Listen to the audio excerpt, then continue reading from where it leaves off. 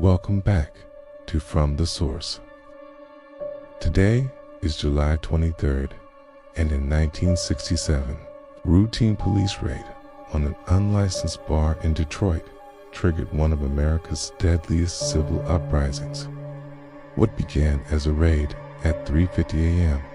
in a predominantly African-American neighborhood quickly escalated into 5 days of violent riots that shook the nation. Rioters clashed with police, fire spread through homes and businesses, and chaos engulfed the streets. By the time the city regained control, if this story moved you, hit like, subscribe, and ring the bell, because every day has a story worth hearing. 43 people were dead, more than 1,000 injured, and over 7,000 arrested. Roughly 2,500 buildings were destroyed, with economic losses topping $36 million in insured property. Not to mention, the unquantified human cost. Detroit's uprising wasn't an isolated incident. It reflected deep, systemic issues: segregation, economic inequality, discrimination, and neglect had festered for generations. The riots were both a violent outcry and a desperate plea for attention. America's alarm bell. The police were responding to a party celebrating recently returned Vietnam War veterans.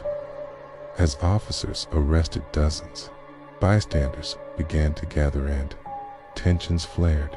Lawmakers eventually passed new housing bills, anti-poverty programs, civil rights legislation aimed at healing wounds that had been ignored for too long.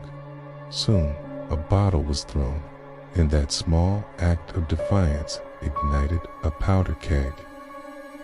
Over the next 5 days, anger and frustration erupted.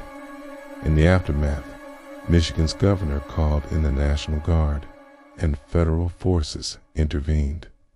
The rebellion subsided, but the wounds remained raw. It's a stark reminder that when peaceful progress is blocked, desperation can boil over.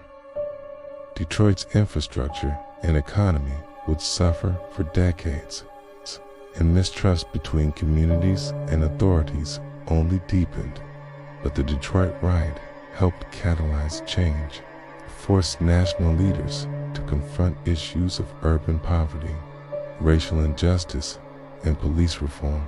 Every year on July 23rd, we remember to try not just for the flames and broken glass, but for a community speaking truth through fire. Thanks for watching From the Source. Please hit that subscribe button and click the bell notification for daily stories that change the course of history.